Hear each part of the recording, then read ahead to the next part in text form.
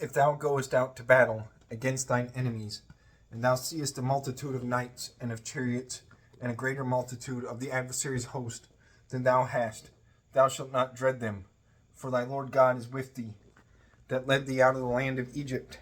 Soothly, when the battle nigheth now, the priest shall stand before the battle array, and thus he shall speak to the people.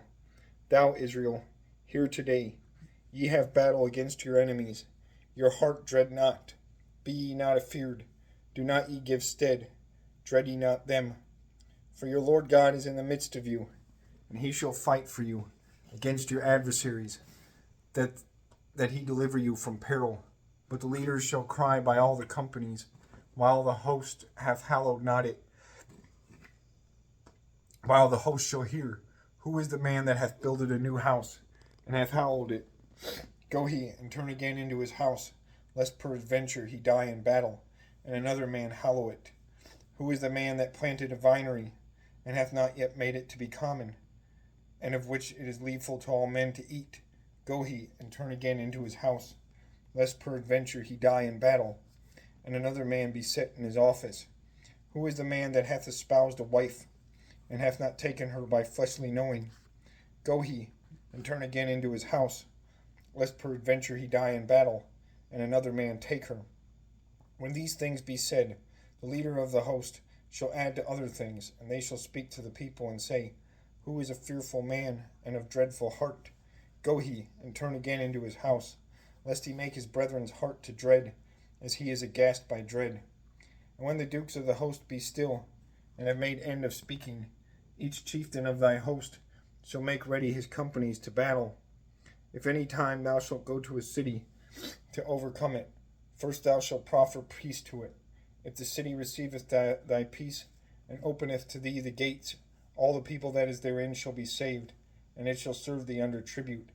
But if they will not make bond of peace with thee, and begin battle against thee, thou shalt fight against it. And when thy Lord God hath betaken it in thine hands, thou shalt smite by the sharpness of sword all thing of male kind that is therein, without women and young children, beasts, and other things that be in the city. Thou shalt part all the prey to the host, and thou shalt eat the spoils of thine enemies, which spoils thy Lord God hath given to thee. Thus thou shalt do to all the cities that be full far from thee. Be not of these cities which thou shalt take into possession, but of these cities that shall be given to thee, thou shalt not suffer any to live, but thou shalt slay by the sharpness of sword, that is to say, Hittites, and Amorites, and Canaanites, and Perizzites, and Hivites, and Jebusites, as thy Lord God hath commanded to thee, lest peradventure they teach you to do all the abominations which they have wrought to their gods, and ye do sin against your Lord God. When thou hast besieged a city by long time, and thou hast compassed it with strongholds, that thou overcome it, thou shalt not cut down the trees of which men eat of which fruit may be eaten.